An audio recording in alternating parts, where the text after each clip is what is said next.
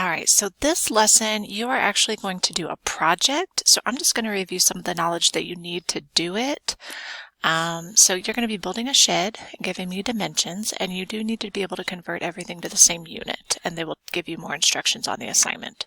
So we are going to need to go to inches and feet. So we know 12 inches is the same as 1 foot. And we're going to need to go feet to yard. So 3 feet is equal to 1 yard. So depending on what they give you, depends on what ratio that we're going to use. So let's look at convert 8 inches to feet. So we're going to start out with 8 inches.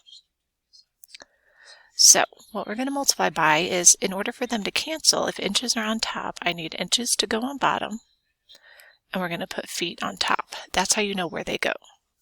So I know it's 12 inches to 1 foot. So you can put this over 1, and then we're going to multiply straight across.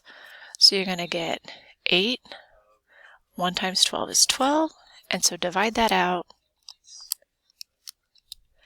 So inches would cancel, top and bottom, and that's why you're going to be left with feet. So this is actually equal to 0.67 feet. Okay? If I want to convert feet to yards, I've got 7 feet. And so I know I want to do the feet and the yards. So since feet were on top, we always put the feet on bottom. And we know 3 feet is equal to 1 yard. So same idea. Our feet would cancel. So we're going to be left with yards. So I've got 7 times 1. 1 times 3. So divide that out. And we get 2.3 repeating yards. All right, the last thing, they want the volume of the walls and the concrete floor. So those are all going to be rectangular prism shapes. So the volume is equal to length times width times height. And you want these all to be in the same units. So you'll need to convert to the directions. So if I look here, I know I've got inches, inches, inches.